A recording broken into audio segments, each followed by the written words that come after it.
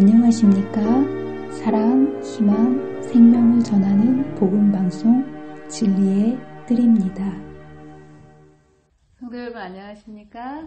안녕하세요. 네, 추석 명절임에도 불구하고 주님과 동행하고 또 이 마지막 때를 살아가는 예언의 말씀을 또 갈급하는 심령으로 받기 위해서 나온 저와 여러분의 마음속에 이 시간 성령께서 풍성한 말씀으로 채워주시기를 간절히 바랍니다. 네. 자, 우리가 이제 요한계시록을 배우고 있는데요. 요한계시록은 이런 구조로 되어 있습니다. 역사, 그리고 선악간의 전쟁이 어떻게 이루어질 것인지에 대해서 우리가 배울 거고요. 그리고 마지막 악의 세력이 어떻게 심판받을 것인지, 그리고 마지막으로 선이 어떻게 이기고 마침내 하늘에 갈 것인지에 대한 그 내용을 다루고 있습니다. 요한 시대부터 예수님 재림하실 때까지의 역사를 7교회로 나눈다고 말씀을 드렸죠. 첫 번째 교회, 어떻게 교회가 생성되었는지, 초대교회가 에베소 교회고, 두 번째 교회는 그 교회가 핍박을 받게 되는 핍박 시대를 공부했고, 세 번째로 버가모 교회, 교회가 조금씩 이제 세속화되어 가는 버가모 교회, 그리고 네 번째로 종교 암흑 시대, 사대 교회, 종교 개혁 시대, 그리고 지난번에 우리가 빌라델비아 교회 시대를 공부를 했습니다. 작은 능력을 가지고도 온 세상에 복음을 전했던 칭찬받는 교회였죠. 자, 이제 오늘은 드디어 이 마지막 교회인 라오디게아 교회를 공부를 해보도록 하겠습니다. 이 라오디게아 교회를 공부하기 위해서 앞에 6교회를 공부한 겁니다. 이 라오디게아 교회는 저와 여러분이 속한 교회입니다. 그래서 앞에 있었던 6교회가 예언 그대로 성취되었기 때문에 이 라오디게아 교회, 이 마지막 교회인 이 교회가 끝나게 되면 재림의 때가 오는데, 저와 여러분들이 마지막 주자로서 어떤 백성이고 어떻게 살아야 되는지, 이 앞에 있었던 것은 우리의 믿음의 선조들의 그 이야기고요. 이 이야기는 저와 여러분의 이야기입니다. 가장 중요하죠. 그래서 우리 시대에 성취될 이 사건이기 때문에 라오디게아 교회의 상태가 어떤지, 정체성과 우리의 모습과 또 어떻게 살아야 될지, 그것에 대해서 하나하나 공부를 해보도록 하겠습니다. 이 내용은 너무너무 중요하기 때문에 앞에 있었던 교회는 한 시대 한 시대를 1시간씩 한 강으로 끝냈죠. 근데 오늘 이 라오디게아 교회는 가장 중요하기도 하고 우리에게 주는 교훈들이 굉장히 많기 때문에 이번 시간과 다음 시간, 2시간에 걸쳐서 이 라오디게아 교회에 대해서 공부를 해보도록 하겠습니다. 첫 번째로 이 라오디게아 교회는 뜻이 심판을 받는 백성, 의로운 백성. 이 라오스라는 뜻이 백성이라는 뜻이고요. 디스가 정이라는 뜻이 포함되면서 1844년 이후에 심판 시대를 의미하는 그런 교회입니다. 그리고 지리적으로 보면 여러분들 이제 하나하나의 교회가 이 순환선상에 있다고 하지 않았습니까? 이제 마지막 교회, 이 끝에 오른쪽 맨 밑에 있는 교회인데요. 이제 여기는 도로가 굉장히 많이 발달한 그런 곳이었고, 또 상업이 발달하여서 굉장히 부자였어요. 그리고 여기에서 상업과 금융업이 발달됐을 뿐만 아니라 땅이 비옥했기 때문에 심기만 하면 잘 자라는 거예요. 농업이 또 발달됐고, 농업뿐만 아니라 목축업도 발달되어서 이곳에서 생산되는 이제 검은 양털로 짠 그 양모는 그 당시에 최고로 쳐주는 그러한 이제 옷감이었다고 얘기합니다. 그리고 그뿐만 아니라 여기는 경치도 좋았어요. 그래서 휴양 도시였어요. 온천 지역 여러분 아시죠?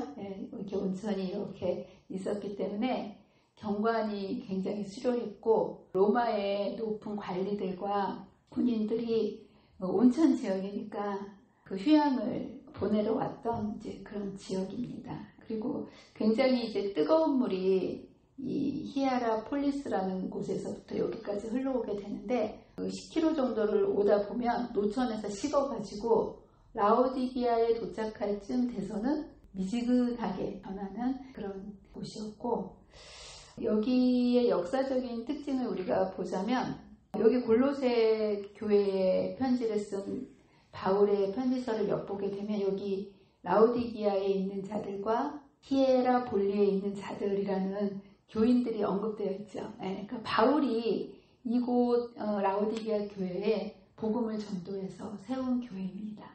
그런데 이 역사적으로 이 교인들이 보통은 유대인들과 그리스도인들이 충돌하는, 교회를 많이 유대인들이 괴롭히는 내용들이 나오는데, 이상하게 이 라오디기아 교회, 여기의 역사를 찾아보면 유대인들과 그리스도인들이 충돌했다라는 그러한 일들이 역사가 기록되어 있지 않아요. 왜 그럴까요?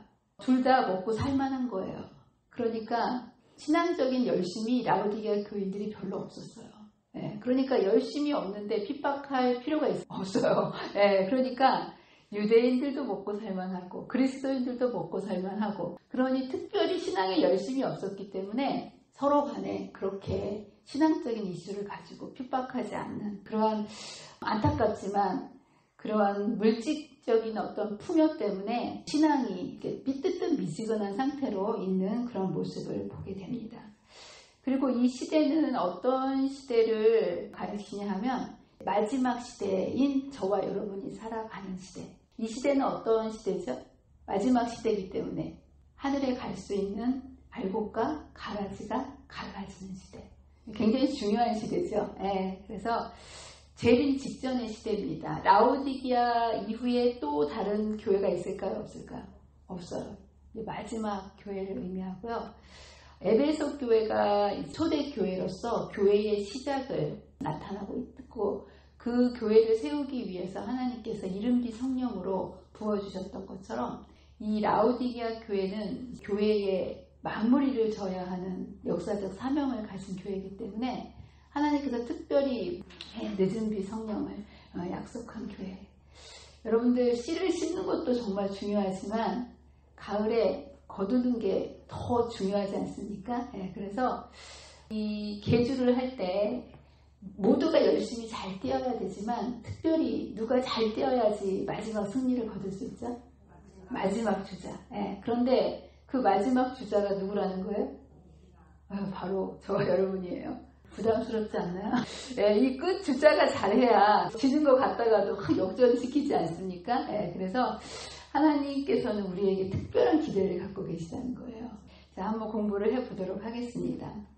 자, 이 시대는요, 노아의 때와 같다. 마지막 때를 얘기할 때 성경은 노아의 때와 같다라고 얘기합니다. 여러분, 노아의 때와 같다라는 의미는 무엇일까요? 시집가고 장가가고. 그런데 홍수가 나서 임하기까지 아무도 깨닫지 못했다라는 거. 마지막 때 저와 여러분이 어제가 오늘 같고 오늘도 내일 같고 별일 일어날 것 같지 않은, 굉장히 아무 일 없이 일상이 흘러가는 듯한 그런 날들이 이어지고 있지 않습니까? 그런데 이럴 때 마지막 때가 갑자기 임하게 된다는 거. 또 한 가지 이때를 설명하는 그 말씀이 어떤 말씀이냐면 디모데후서 3장 1절로 5절에 있는 말씀입니다. 저는 이 말씀을 쭉 읽으면서 와, 어쩌면 이렇게 매일매일 뉴스에서 듣는 그 이야기가 여기 다 들어가 있을까? 여러분, 뉴스를 보면 이런 얘기가 있지 않습니까? 지금 정말 말세에 고통하는 때와 같은 시대를 우리가 살고 있습니다.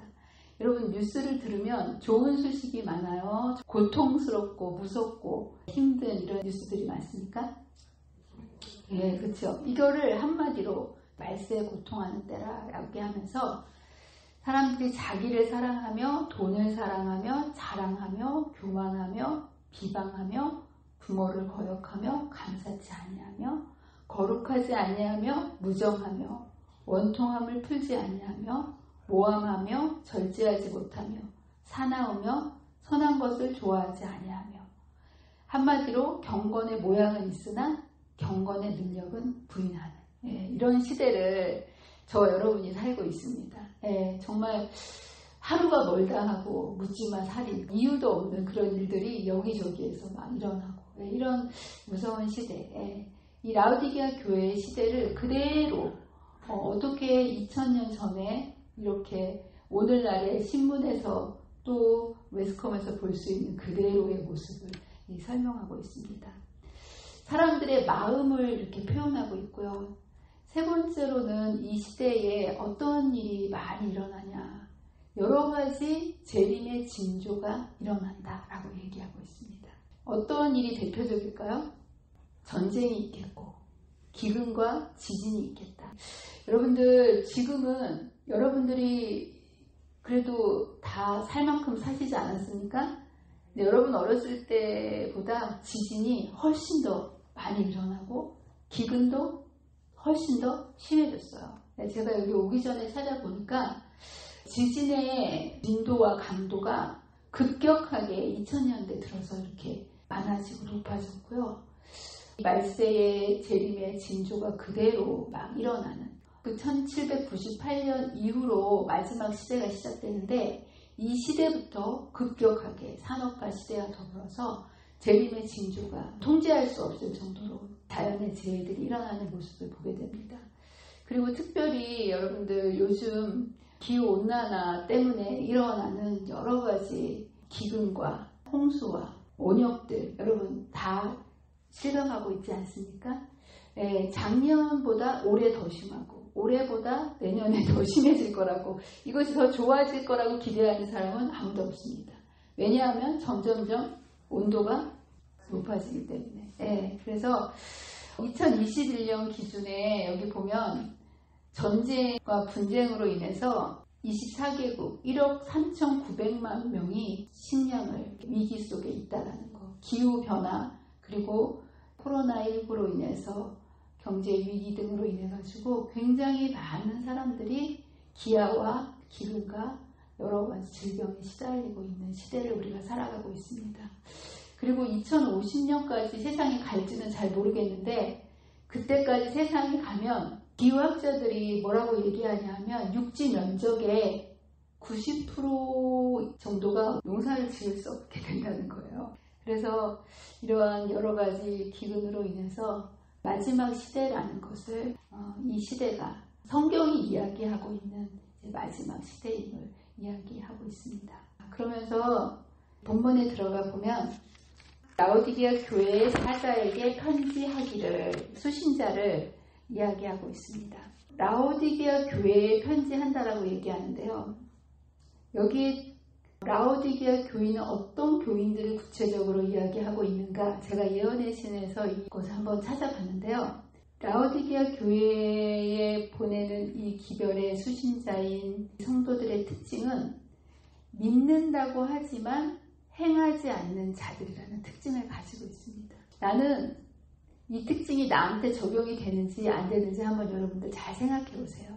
오늘은 남의 집 불구경하듯이 들으시면 안 돼요. 이거는 누구한테 하는 얘기입니까? 나한테 하는 얘기예요. 내가 과연 말씀을 듣는다고 하지만 내 삶에서 그 말씀을 과연 실천하고 있는가? 그렇지 않다면 나는 누구입니까? 라오디게아 교회인 거예요. 라오디게아 교회에 보내는 기별은 하나님을 율법을 지키노라고는 하지만 말로는 그렇게 하지만 그것을 지키지 않는 모든 사람들에게 적용된다. 또 한 가지는 신앙을 하기는 하는데 몸이 건조한 신앙에 뜨거움이 없는 사람들을 향한 기별입니다. 라오디게아 교회에 보내는 기별을 가장 결정적으로 적용할 수 있는 대상은 신앙의 경험이 몸이 건조한 사람들, 곧 단호한 태도로 진리를 증거하지 않는 사람들이다 라고 얘기합니다. 여러분의 신앙이 날마다 새롭고 뜨겁습니까? 대답이 없으시네요.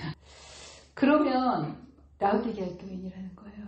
복음이라는 건 우리의 삶을 뜨겁게 변화시킵니다. 생명이기 때문에. 맞습니까? 네.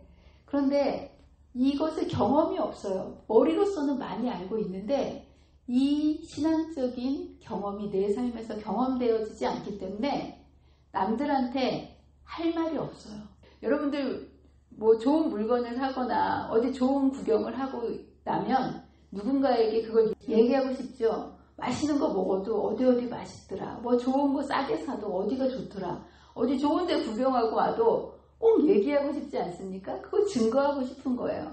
그런데 이 라오디게아 교인의 문제는 뭐냐면 예수님을 경험으로 모르는 거예요. 지식적으로는 알고 있는데 신앙을 내 삶 속에서 예수님을 개인의 구주로 경험하지 못했기 때문에 예수님 얘기를 할 말이 없는 거예요. 여러분 사람들 만나면 막 예수님 얘기가 하고 싶으십니까? 없으세요? 할 말이 없으세요? 경험을 안 했기 때문에 그런 거예요. 마지막 라오디게아 교인들이 그렇다는 거예요. 신앙에 대해서 경험이 없기 때문에 맹숭맹숭 몸이 건조해요. 예수님 이름이 이렇게 나와도 할 말이 없는 그저 몸이 건조한 신앙을 하는 사람들. 성경은 이런 사람들을 라오디게아 교인이라고 이야기합니다. 저와 여러분들이 그렇게 되지 않기를 간절히 바랍니다. 자, 그러면서 이러한 사람들에게 예수님이 자신을 이렇게 소개하고 계십니다. 아멘이시요 충성되고 참된 증인이다. 여러분 계속 말씀드리죠. 발신자를 소개하는데 이게 예수님이 그 시대 교회에 맞는 필요한 모습으로 자신을 소개합니다. 왜 예수님은 자신을 아멘이고 충성된 참된 증인이라고 말씀하셨을까요? 예, 우리가 전혀 진실하게 믿지 않기 때문에 이 아멘이라는 뜻은 참되다라는 뜻이거든요.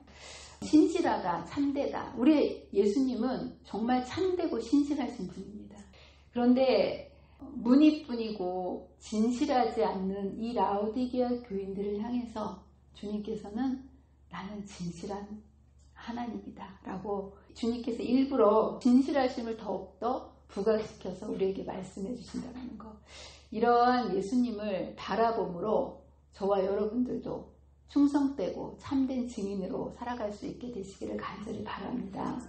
네. 두 번째로는 자신을 창조의 근본이시라고 표현합니다. 이 시대가 도대체 어떤 시대길래 주님께서는 자신을 창조의 근본이라 이렇게 표현했을까요? 여러분 예수님은 온 만물을 지으신 창조주이십니다. 맞습니까? 네. 그래서 모든 만물이 그에게서 창조되되 하늘과 땅에서 보이는 것들과 보이지 않는 것들과 만물이 다 그로 말미암고 그를 위하여 창조되었고 하나님께서는 자신을 창조주 하나님으로 나타내십니다.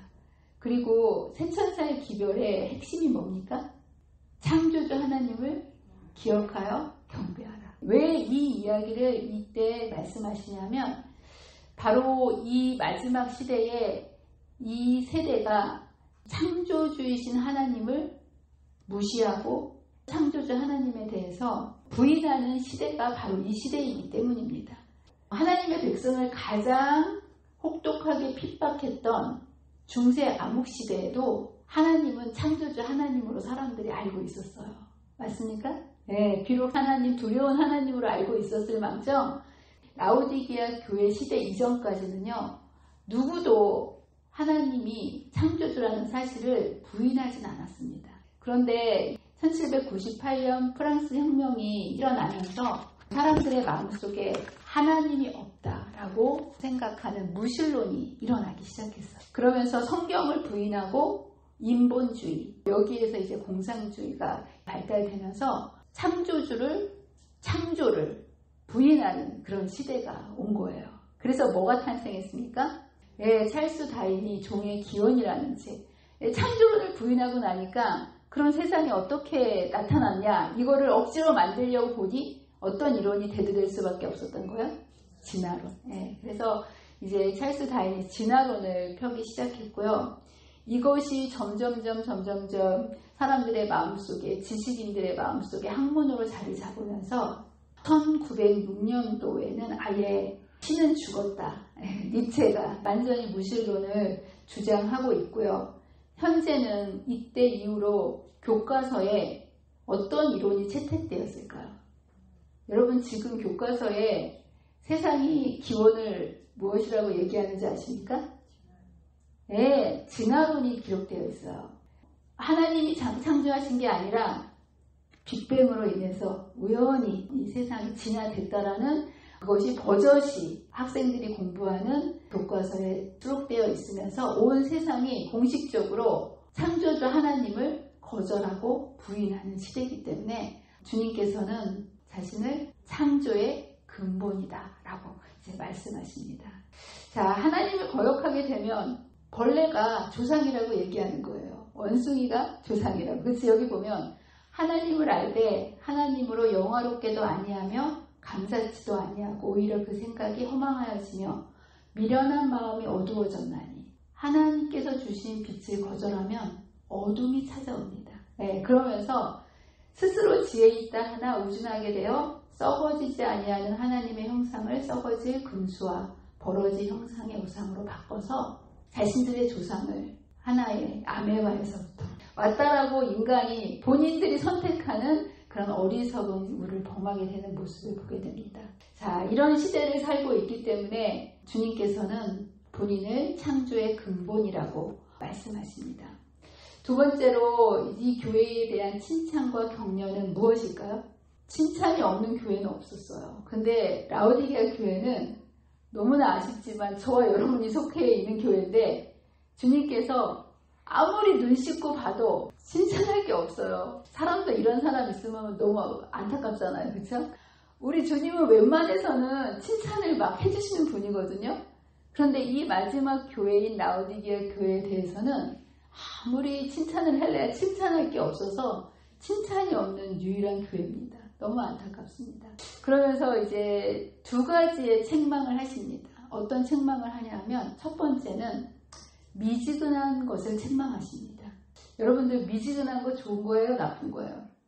여러분들 물 먹을 때 착한 물 먹어요? 뜨거운 물 먹어요? 미지근한 물 먹어요? 네, 미지근함을 먹으면 뭐 건강에는 좋죠. 근데 이제 여기서 얘기하는 미지근함이 뭔지를 한번 공부를 하겠습니다. 여기에서 내 행위를 아노니 내가 뭐를 혼내시냐 하면 내 행위가 물은 미지근한 물 먹으면 몸에 좋은데 너희들의 행위가 차지도 않고 덥지도 아니하도다. 내가 차든지 덥든지 하기를 원하노라 라고 하시면서 그렇지 않으면 내가 너를 토하여 내치리라. 굉장히 무서운 얘기 아니겠습니까? 그렇죠? 네. 이렇게 이제 말씀을 이제 예수님께서 너 이 상태로 그냥 가면 내가 너를 토하여 내친다라는 단호하게 말씀을 하십니다. 여러분들 물이 미지근하게 되려면 어떻게 하면 미지근하게 될까요? 두 가지 경우예요. 미지근하게 되려면 첫 번째는 막 끓던 물이 식으면 미지근하게 되는 거예요. 또 한 가지는 어떤 거예요? 차가운 물을 데피다가 덜 데피면 미지근한 거예요. 이 신앙도 마찬가지예요. 신앙도 여러분의 신앙도요. 이 두 가지 중에 하나예요. 여러분이 신앙이 시작을 하게 되면 말씀과 성령의 역사를 통해서 점점 뜨거워지고 성장하게 됩니다. 여러분들 신앙이 예수님을 만나거나 점점 뜨거워지고 있습니까?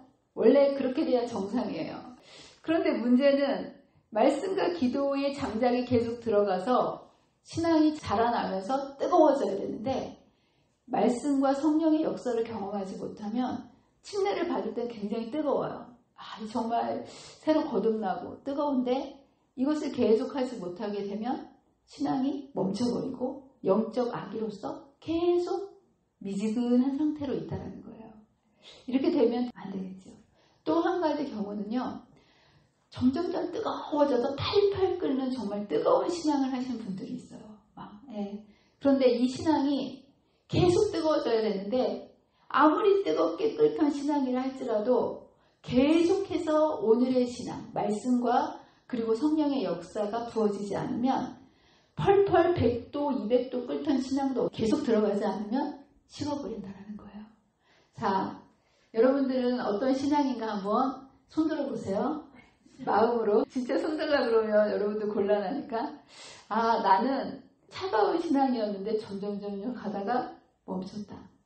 아니면 나는 예전에 정말 뜨겁게 하나님을 만나고 사랑하고 헌신적으로 일했는데 요즘에 내 신앙이 미지근해졌다. 전자 1번이에요? 2번이에요? 하여튼 여러분들 이 문제는 뭐냐면 둘 다 뭐가 떨어지면 미지근해진다는 거예요. 말씀과 기도, 성령의 역사하심이 멈추면 점점점 이 차가웠게 뜨겁던 신앙도 멈추게 되고요. 아무리 뜨거웠던 신앙도 멈출 수밖에 없다라는 거. 그리고 이건 둘 다 주님께서 내 입에서 너를 토하여 내치겠다. 여러분 너무 슬픈 말씀 아니겠습니까? 그렇죠? 근데 여러분들 사단은 뜨거운 신앙을 싫어하겠죠. 여러분들이 정말 뜨겁게 믿음 생활을 하고 정말 열정적으로 주님을 사랑하는 신앙을 하는 걸 사단이 너무 싫어하겠죠. 근데 사단이 여러분 뜨겁기를 바라지는 않지만 만약에 여러분들의 신앙이 차갑기를 바랄까요? 미지근하기를 바랄까요? 사단이. 여러분이 사단이라면 여러분의 신앙이 미지근하기를 원할까요? 차갑기를 원할까요? 사단은 나쁘니까 차가운 걸 좋아할 거야 라고 얘기하지만 사단이 굉장히 고단수예요. 그래서 사단은 여러분이 차갑게 되는 것보다 그냥 미지근한 상태로 신앙하는 거를 훨씬 더 좋아합니다. 굉장히 무서운 거예요. 여러분들의 신앙이 지금 미지근하잖아요. 네, 이거를 사단이 제일 좋아한다니까요. 여기 왜냐하면 이렇게 얘기하고 있습니다. 사단은 그대들이 이름만의 그리스도인이 되기를 원한다. 왜냐하면 그렇게 되면 그대들이 그의 목적에 더욱 잘 부합될 수 있기 때문이다. 만일 그대들이 형식만 갖추고 참된 경건이 없으면 사단은 그대들을 이용하여 다른 사람들도 동일한 자기 기만의 길로 유인할 수 있다. 이게 무슨 말이냐면 아예 안 믿는 사람은요. 안 믿는 사람을 따라갈 사람은 없다는 거예요. 그런데 이름뿐인 그리스도인으로서 그냥 무늬만 그리스도인으로 살아가면 많은 사람들이 어떻게 생각하냐면 아, 그리스도인으로서 사는 게 저런 거구나 라고 하면서 미지근한 잘못된 신앙을 많은 사람들이 따라간다. 이 기만의 길로 다른 사람들이 그렇게 자기도 죽지만 다른 사람도 그렇게 하기 때문에 사단이 미지근한 교회를 너무 좋아한다는 거예요. 똑같은 이야기를 여러 군데서 얘기하더라고요. 미지근한 고백자들의 주님의 이름을 결코 부르지 않았다면 그분께 훨씬 더 큰 기쁨이 되었을 것이다. 그들은 예수님의 성실한 추종자가 되고자 하는 사람들에게 계속적인 짐이다. 그들은 불신자들에게 거치는 돌이 된다는 거예요. 잘못된 미지근한 신앙을 보여줌으로 인해서 아, 신앙이 저렇게 해도 되는구나. 네, 이런 모습 때문에 진짜 신앙을 하려고 하는 초신자들이나 믿지 않는 불신자들에게 거치는 돌의 역할을 하기 때문에 사단은 하나님의 백성들이 미지근한 상태로 신앙하는 것 그래 잘한다 라고 계속 잠재운다는 거예요. 그 얘기를 계속 얘기합니다. 마음을 반만 바친 그리스도인들은 불신자보다 더욱 나쁘다. 이는 그들의 기만적인 것도 그렇고 이도저도 아닌 입장이 많은 사람들로 하여금 길을 잃게 만들기 때문이다. 불신자는 그의 색깔이 분명하다. 불신자를 따라가는 사람은 없어요. 색깔이 분명하기 때문에. 그렇죠? 뜨뜻 미지근한 그리스도인은 양편을 다 속인다. 그는 세상 사람도 아니고 신실한 그리스도인도 아니다. 사탄은 그를 이용하여 어떤 사람도 할 수 없는 일을 하게 한다. 네, 사단이 머리가 좋아요. 네, 그래서 이러한 뜨뜻 미지근한 우리의 신앙을 갖고 있을 때 이러한 우리의 모습을 가지고 세상을 기만하고 교회를 기만한다는 거. 그래서 여러분 저는요 결단을 하셔야 됩니다. 엘리야가 모든 백성에게 가까이 나아가 너희가 어느 때까지 둘 사이에서 머뭇머뭇하려느냐. 뜨거우려면 뜨겁고 차가우려면 차가워라. 근데 이렇게 얘기했더니 백성이 어떻게 합니까? 한마디도 대답을 안 해요. 뜨뜻 미지근한 상태로 있는 거예요. 왜 말을 안 했을까요? 밥줄이 달렸기 때문에 그런 거예요. 여러분들 왜 미지근한 것보다 차가운 것이 더 낫냐 하면요. 차라리 하나님의 은혜를 잘 알지 못했다면 그것을 깨달을 때 돌이킬 수 있는 가능성이 훨씬 많습니다. 여러분들 얼마 전에 돌아가신 고 정태야 성도님 아시죠? 그분은 사실 신앙에 대해서 잘 모르셨었어요. 네. 그런데 그분이 하나님을 딱 알자 어떻게 하셨습니까? 전혀 몰랐는데 알게 되니까 돌이킬 수 있는 가능성이 있었던 거예요. 저와 여러분은 아는 것도 아니고 모르는 것도 아니고 이런 사람들은 돌이키기가 더 힘들다라는 거. 그렇기 때문에 주님께서 이런 말씀을 하신 거고요. 미지근한 태도는 왜 나오냐 하면 하나님의 말씀이 무엇을 요구하는지를 분명히 알면서도 순종하지 않고 죄가 무엇인지 알면서도 포기하지 않기 때문에 성령께서 라오디게아 교인들의 마음속에 역사하실 수가 없는 거예요. 세속과 거룩함의 중간에 딱 서서 양쪽을 다 붙잡고 있는 거예요. 이런 경우는 오히려 차갑게 됐을 경우에는 성령께서 더 역사하기가 쉽다라는 거예요. 그런데 이 세속과 거룩함을 다 붙잡고 있는 사람의 마음속에서는 성령께서 역사하실 수 없다는 거.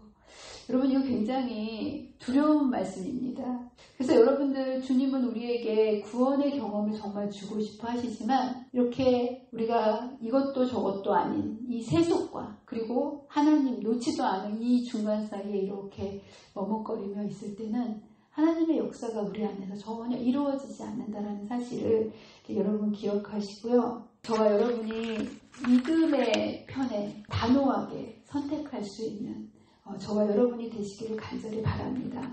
이러한 우리의 태도 때문에 사실 하나님께서 사단에게 조롱을 받고 계시는 거예요. 그래서 사실 이 라오디게아 교인들은 그렇다고 세상으로 확 나가지도 않아요. 그렇다고 열심히 하나님을 믿는 것도 아니에요. 그냥 중간에 이렇게 가만히 서 있다가 사람들이 이쪽으로 많이 가면 이쪽으로 가고 그냥 이쪽 방향 저쪽 방향을 왔다 갔다 하는 그러한 신앙을 하는 우리의 모습을 라오디게아 교회의 뜨뜻미지근하다라고 표현하는 겁니다. 신앙은 누구를 따라가서는 안 됩니다. 이제 더 이상 교회가 여러분의 신앙을 책임져 줄 수 없어요. 누가 여러분의 신앙을 책임져야 합니까? 여러분 스스로가.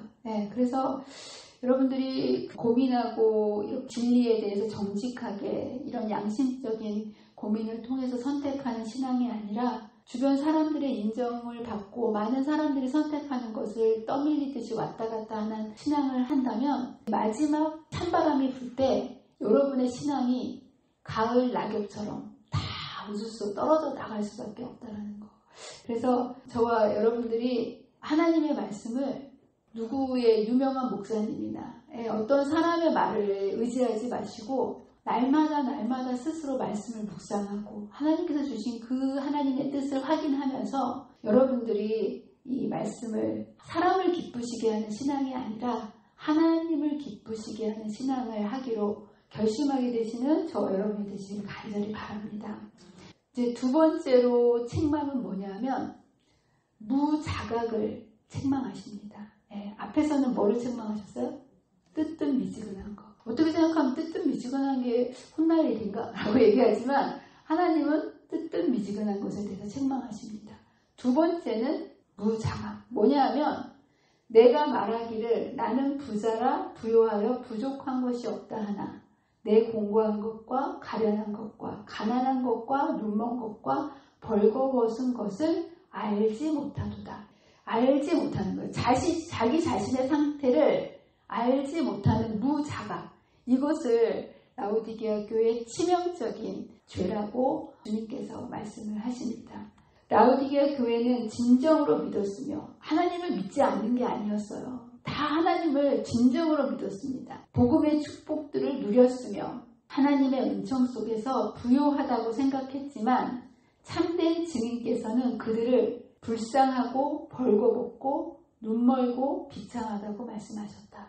우리의 모습이 주님 보시기에는 이런 모습인 거예요. 근데 여러분들 교회가 시작한 이래로 지금같이 말씀이 풍부한 시대가 없었습니다. 집집마다 집에 성경책이 없는 집이 없어요. 설교를요, 옛날에는 우리 어렸을 때는 교회 가야만 들을 수가 있었어요. 그렇죠? 그런데 이제는 하루에 10개 아니라 100개라도 자기가 듣고 싶으면 언제 어디서든지 설교 말씀을 들을 수 있는 시대가 바로 이 시대예요. 그 어느 때보다 가장 영적으로 풍족하고 부유한 시대처럼 보이는데 주님은 우리에게 불쌍하고 벌거벗고 눈멀고 비참하다. 영적으로 너무너무 처참한 우리의 모습을 이렇게 얘기를 하고 계십니다. 라오디게아 교회에 보내는 기별은 부유한 진리의 숙착자로 삼아온 사람들에게 적용시킬 수 있는 기별이다. 정말 우리는 많은 복음을 받은 자들입니다. 맞습니까? 부유한 진리의 숙착자라는 이 말씀이 딱 맞아요. 그 어느 시대보다 정말 우리에게 진리를 많이 주신 시대인데요. 예언 가운데 이 교회는 탁월한 빛을 가졌노라고 크게 공언하는 교회로 유명하다. 그러나 이 교회는 영적인 교만과 뜨뜻미지근한 마음으로 가득 차 있다. 이들은 신앙의 이론은 가졌지만 도덕적 능력과 거룩함이 크게 부족하다라고 얘기합니다. 이 얘기는 한마디로 뭐냐면 경건의 모양은 굉장히 있어요. 큰 교회, 수많은 성도들, 정말 넘쳐나는 신앙 서적들. 그런데 뭐는 없어요. 사람들의 마음속에 경건의 능력, 신앙을 전혀 도덕적 능력과 거룩함이 체험되는 신앙을 가진 사람들이 거의 없다는 거예요. 자, 그러면서 이것은 지식적으로는 풍부하지만 하나님의 진리의 말씀을 내 삶에 적용해서 살아가지 않으므로 마음은 공고하고 가련하고 비참하게 살아가는 이 마지막 라오디게아 교인의 모습을 그대로 설명해주고 있습니다. 사람들은 보지 못하죠. 그러나 주님은 보지 못하는 것을 보시면서 우리에게 이렇게 말씀하시는데요. 문제는 뭐냐면 부족하다라고 생각하면 간구해서 받을 수 있는데 이 교회의 문제는 뭐라는 거예요? 자기들은 모르는 게 없고 안 가진 게 없다고 주장한다는 거예요. 이런 사람을 위해서는 주님께서 일하실 수가 없는 거예요. 이 교회의 특징은 받을 필요를 느끼지 않는다는 거. 여러분들은 어떠십니까? 받을 필요를 느끼십니까? 네, 아멘이시기를 바랍니다. 자, 이 라오디게아 교회의 문제는 이거예요. 그들은 하나님의 말씀의 지식을 가졌노라고 자랑하지만 그들의 생애에는 진리에 성화시키는 능력을 실제로 느끼지 못한, 경험해보지 않는 거예요. 성경은 잘 외워, 줄줄줄 다 외우고 무슨 말씀인지 다 이해를 해요. 그런데 중요한 건 그 말씀을 내 삶 속에서 경험해보지 못하므로 성화시키는 능력이 전혀 내 삶 속에서 이루어지지 못한다는 거. 너무 안타깝죠? 그들의 마음에는 그렇기 때문에 하나님의 사랑에 대한 그런 열정이 부족할 수밖에 없는 이 상태. 근데 이게 무엇 때문이라고 얘기하냐면 교만 때문이라고 얘기합니다. 예, 교만. 하나님이 필요 없다라고 생각하는 게 뭐예요? 한마디로? 교만이죠. 근데 죄 중에서 가장 큰 죄가 무슨 죄일까요? 교만이에요. 바벨론이 멸망한 이유도 바로 교만 때문이었고요. 빛나는 천사였던 루스벨이 타락한 사탄이 된 것도 교만 때문이에요. 하나님 없이 살 수 있다. 이 정신이 바로 교만 때문인데 라오디게아 교인이 바로 이렇다는 거예요. 하나님 없이도 나 얼마든지 신앙할 수 있고 살 수 있다. 이게 은연중에 마음속에 깔려있다는 거예요. 여러분들 오늘 하루 사시면서 나 예수님 없이는 정말 살 수 없어. 이렇게 마음속에 느끼셨습니까? 아멘이시기를 바랍니다. 그런데 요즘에 먹고 살만하고 돈이면 모든 게 다 해결되는 시대이기 때문에 내가 정말 하루하루 분초마다 예수님 없이는 나는 한순간도 살 수 없다라고 느끼는 마음이 이 시대에는 찾아보기가 너무 힘들다는 거예요. 저와 여러분의 마음속에 하나님을 믿는다라고 얘기하지만 정말 절실하게 하나님의 필요성을 간절히 느끼는 그런 마음이 없다라고 여기에서 이야기하고 있다는 거예요. 그리고 그것이 바로 교만인데 여기에 가장 희망이 없고 고침을 받을 수 없는 죄는 생각의 교만, 즉 자부심이다. 이것은 모든 성장의 길목에 서 있다. 그래서 우리를 자라지 못하게 하는 거예요. 하나님께로 나아가지 못하게 하고 그 풍성한 하나님의 생명을 받지 못하게 하는 것이 바로 교만이라는 거. 여러분들 환자들이 병에 걸린 것보다 더 무서운 게 뭔지 아세요? 자기가 병에 걸린 거를 자각하지 못하는 거예요. 그걸 병식이라고 얘기하거든요. 병원에 가서 환자가 치료하기 위해서는 내가 환자라는 것을 인정하지 않으면, 깨닫지 않으면 아무리 목임에 큰 병이 걸렸어도요, 고치는 치료가 시작될 수가 없어요. 아시겠죠? 그렇지 않습니까? 나 환자 아니다고 하는데 어떻게 누가 그 환자를 치료할 수 있겠습니까? 의사는 이게 당신의 병입니다, 이게 질병입니다라고 진단해두고 알려주는 게 이제 의사의 역할인데 아무리 설명을 해줘도 환자가 깨닫지 못한다는 거. 이게 이 사람들의 문제고요. 이러한 상태 그 자체가 아니라 이것을 이제 인정하지 않는다는 것. 그리고 왜냐하면 그들이 외형적으로 드러나는 어떠한 부요함 때문에 그들이 실질적인 부족함을 경험하지 못했다는 것. 그래서 입으로는 성령이 필요하다, 성령의 필요성을 이렇게 이야기하지만 그 필요성을 정말 절실히 느끼지 못하기 때문에 성령을 구하는 기도를 하지 않는 이 시대의 그리스도인들의 모습을 이야기하는 거예요. 여러분들 정말 성령의 필요성을 느끼십니까? 정말 여러분들의 마음속에 내가 성령이 너무 갈급한, 여러분들 이 사막이나 또 등산을 하다 보면 물이 없이는 정말 목마르지 않습니까? 우리 집사님 그 한라산 가셨을 때 어떠셨어요? 물이 너무 목마르죠?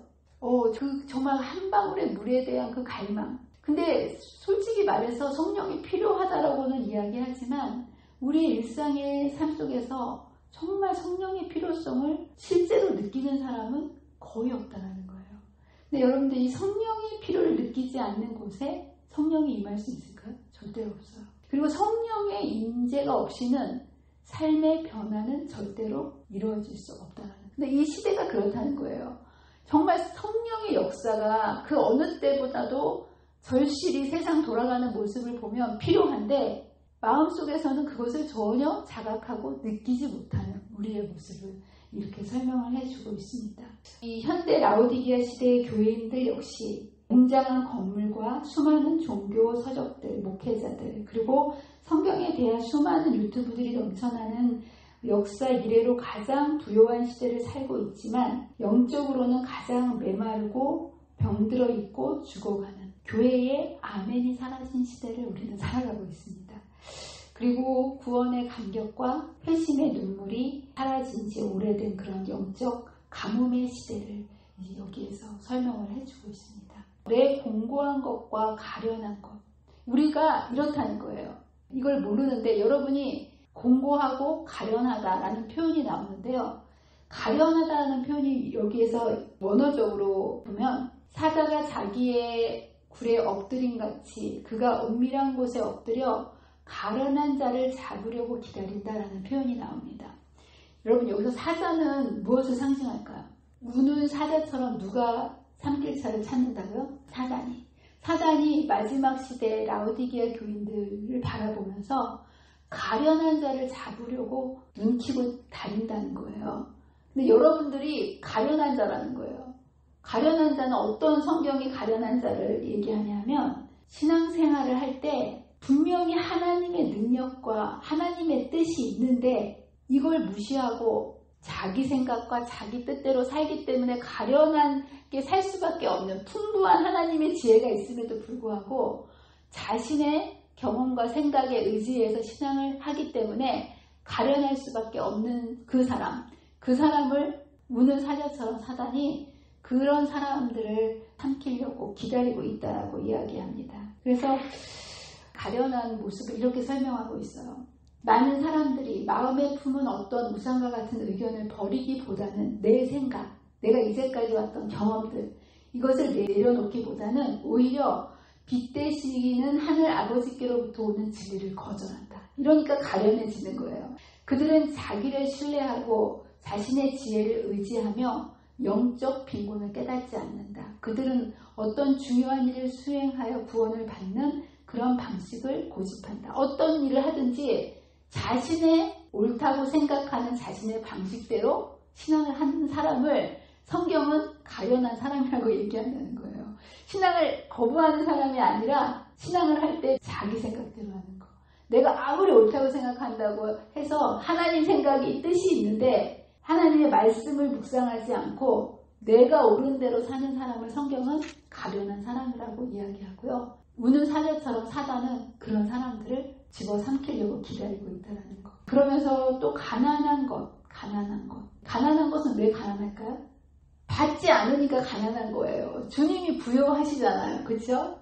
믿음에 부요하게 하시는 분이 있는데 믿음에 대해 온전케 하시는 그 분을 주시는 그 믿음을 받지 않고 거절하기 때문에 가난한 하나님의 영에 은혜 없이 산다는 것은 참으로 슬픈 일이다. 그와 같이 영성과 그리스도가 결핍되어 있으면서도 우리에게 경고하는 사람들에게 우리는 그들의 걱정과 동정이 필요 없다는 말을 하면서 우리 자신을 정당하려고 노력하는 이것보다 더 비참한 것은 없다라고 얘기하면서 믿음과 사랑을 주님이 주시는데 그것을 받지 않기 때문에 가난하게 믿음 없이 살아가는 저와 여러분의 모습을 보게 됩니다.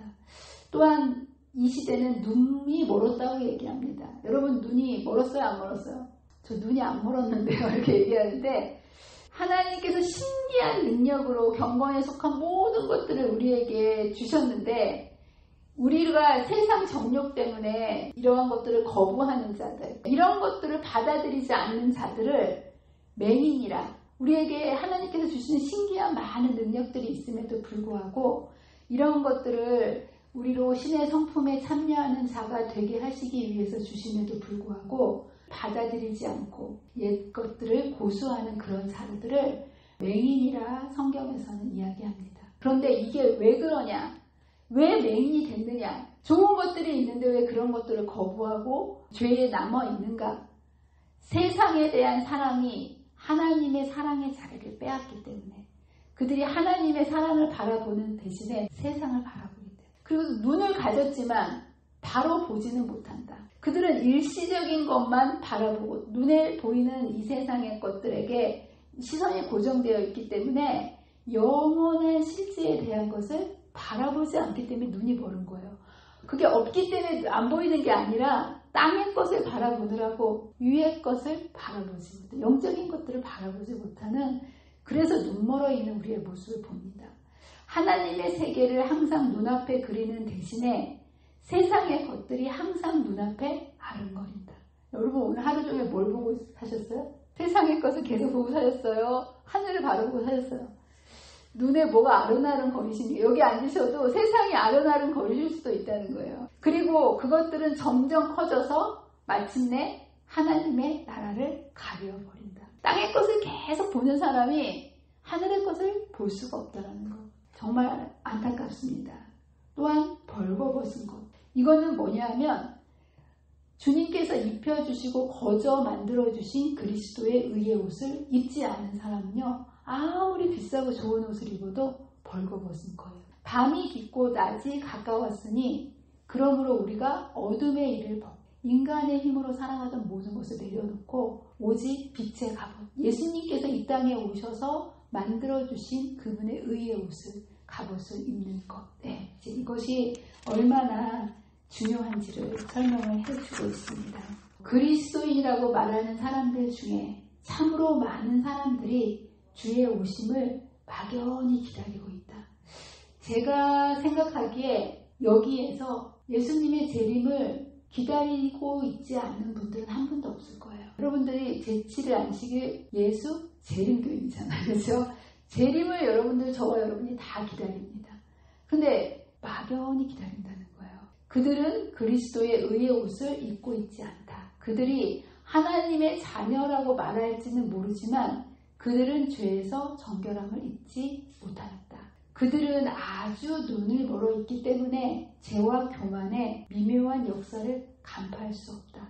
그들은 자기의 의라고 부르는 누더기 옷을 걸치고 영적으로는 눈멀어 있다라고 우리의 형편을 이야기하고 있습니다. 저와 여러분들이 이렇게 눈멀고 가난하고 벌거벗은 모습으로 계속 사시면 되겠습니까? 안 되겠습니까?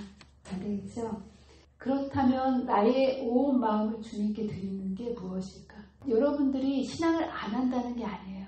여러분들이 신앙을 온 마음으로 여러분 자신을 드리지 않으면 우리가 두 사이에서 머뭇거리는 신앙으로 뜨뜻미지근한 신앙, 내뱉을 수밖에 없는 그러한 모습으로 살아갈 수밖에 없음을 이야기해주고 있습니다. 여러분들 이제까지 좋은 생각이 들어오고 나쁜 생각이 들어온다 이렇게 많이 들어오셨죠? 네, 그 말씀이 틀리지 않고 맞습니다. 근데 저는 요즘 어떤 생각을 하냐 하면 들어오는 두 생각조차도 내 생각일 경우가 많겠구나라는 생각을 하게 되었습니다. 제가 얼마 전에 몸이 아파서 교회에 올 수 없을 것 같은 때가 있었어요. 새벽 1시에 눈을 떴는데 몸이 정말 너무 아프더라고요. 그런데 저는 사모잖아요. 그리고 50년 넘게 교회를 다녔어요. 그럼 믿음이 좋을 것 같죠. 근데 몸이 아프니까 어떤 생각이 들어오냐면 오늘 아프니까 교회 갈 수 없겠다. 제일 먼저 들어오는 생각이 이 생각이 들어요. 그리고 가고 싶지 않다.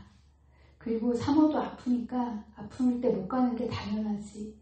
굳이 참고 갈 필요가 있겠어? 이런 생각이 들어오더라고요. 예. 근데 또 한편으로 드는 생각이 있었어요. 그게 뭐냐면 내가 안 가면 교인들이 뭐라고 할까? 또 나중에 또 계속 전화하고 걱정하고 이러면 더 귀찮아질 수 있는데 그냥 참고 갈까? 근데 가야 되겠다는 생각도요. 가만히 뿌리를 보면 내 이기심에 있더라고요. 가지 말아야 되겠다는 생각도요. 뿌리를 보니까 내 이기심에 둘 다 생각이 가든 안 가든 다 죄된 내 마음에서 나오는 생각이더라고요. 예, 여러분의 생각은 다 죄된 생각이라는 거 여러분 이해하셔야 돼요. 전에는 교회 가는 생각은 좋은 생각이고 안 오는 건 나쁜 생각이고 사단이 준 생각이다 이렇게 생각했는데 가만히 요즘 제 마음속에 나오는 생각을 다 보니까 모든 생각이 다 죄된 생각이더라고요. 그래서 이제는 제가 하나님께 이렇게 기도를 합니다. 하나님, 제가 몸이 아파서요 교회 가고 싶지 않아요. 그리고 제가 안 가면 또 사람들이 걱정할까봐 그것도 힘들어요. 있는 그대로를 하나님께 그대로 제가 말씀을 드렸어요. 그냥 제가 이 마음을 주님께 드리니까 주님의 마음을 저한테 주세요. 제 생각을 이거 할까 저거 할까 선택하지 않고 그냥 있는 그대로의 마음을 주님께 드리니까 주님께서 제 마음을 주세요. 그리고 이제 계속 앞에서 누워 있었어요. 빈몽사몽 깰 때마다 제 마음속으로 주님 죄된 마음 드리니 주님의 새 마음 주세요. 깰 때마다 계속 그 기도를 드렸어요. 그런데 제가 신기한 일을 경험했어요. 몇 시간 전만 해도 정말 교회 가고 싶지 않다. 아프다. 이렇게 생각이 너무 지배적이었는데 내 마음을 있는 그대로 드리고 나니 몇 시간 후에 주님께서 마음을 주셨는데 어떤 마음을 주셨냐면 아프더라도 교회 가야 되겠다. 그러면서 그리 아니하실지라도라는 그 다니엘의 새 친구라는 그 말씀이 내 머리를 싹 지나갔어요. 내가 이거를 교회 가서 낫지 않더라도 그래도 교회 가야 되겠다. 그래도 교회 가야 되겠다는 그런 마음이 전혀 제가 마음에 들지 않았었는데 제 마음을 드리니까 주님이 주님의 마음을 주셨어요. 저 참 신기한 경험을 했어요. 그래서 제가 교회에 와가지고 앉았는데 하나님 제가 오늘 늦게 일어나고 또 밥도 먹지 않아서 힘이 없어서 오늘 사람들을 가르칠 수 있는 힘도 없고 마음도 없어요. 이 마음도 예수님께 드리니까 주님의 마음을 주세요. 제가 그 기도를 드렸어요. 그냥 제 마음을 있는 그대로 드렸을 뿐이에요. 그리고 기도를 드리고 나서 제가 이제 안교 시간에 말씀을 가르치기 시작하는데 주님이 마음을 주시니까 저는 힘이 없고 가르칠 마음도 없었고 아무런 능력이 없었는데 가르치면 가르칠수록 주님의 마음이 주시는 마음으로 그 일을 하니까 점점점 힘이 생기는 것을 제가 경험했어요. 그래서 같이 공부했던 한 청년이 저한테 그러더라고요. 사모님 분명히 시작할 때는 얼굴 안색이 정말 안 좋았는데 끝날 쯤에는 생생하게 살아나셨다고 이런 얘기를 하더라고요. 그래서 제가 그때 느꼈어요. 내 마음 드리니까 주님의 새 마음 받고 그 새 마음으로 주님의 능력으로 일하는 거구나. 우리의 신앙은 다른 게 아니라 내 모습 있는 그대로의 마음을 주님께 드리고 주님의 새 마음을 받아야만 되는 거구나 라는 것을 절실히 느꼈습니다. 여러분들 이 마지막 시대에 우리가 해야 할 일은 뭐냐 하면요. 내 힘으로 했던 인간의 의, 이거 할까 저거 할까 갈등했던 많은 생각들 있지 않습니까? 그것을 뜨뜻 미지근하다라고 표현하는 거예요. 그 모든 것을 내려놓고 주님의 새 마음을 달라는 것. 이게 바로 믿음으로 말미암는 의고요. 이게 바로 새천사의 마음입니다. 여러분의 마음속에 여러분들이 받아야 될 게 뭐예요? 예수님의 마음 아니겠습니까? 그런데 이 마음을 언제 받는다고요? 여러분의 마음을 드릴 때. 여러분들 망설이지 마시고 여러분의 힘들고 두렵고 괴롭고 화가 날 때마다 그때는 참을까 말까 이게 고민할 때가 아니에요. 그 마음을 있는 그대로 드릴 때라는 거. 그리고 예수님의 새 마음을 달라고 해야 될 때. 라우디게아 교회는 내 힘으로 살지 말고요. 바로 그 예수님의 마음을 받으라고 하시는 그 예수님의 초청이라는 사실을 여러분 잊지 마시고 여러분의 마음을 예수님께 온전히 드리고 주님의 새 마음을 받아서 승리하고 살아가시는 저와 여러분이 되시기를 간절히 바라면서 말씀을 마치도록 하겠습니다. 기도하겠습니다. 사랑과 은혜가 많으신 하나님 아버지, 오늘도 말씀 앞에 우리를 모아주셔서 우리의 모습이 어떠한지를 말씀을 통해서 보여주시고 이 시대에 우리가 어떻게 살아가야 할지 우리가 해야 할 일이 무엇인지를 말씀을 통하여 가르쳐 주시니 감사합니다. 주님, 이제껏 우리가 부요하여 부족한 것이 없다 이렇게 생각하며 내 힘으로 뭔가를 하려고 살아오지 않았나 우리 자신을 돌아보게 해주시고 주님, 우리는 아무것도 할 수 없는 자임을 인정하고 우리들의 모습을 있는 그대로 하나님께 드리고 예수님의 마음을 받아 이 마지막 시대를 살아가는 주의 백성의 삶을 살 수 있도록 저희와 함께 해주시기를 사랑과 은혜가 많으신 예수님의 이름으로 간절히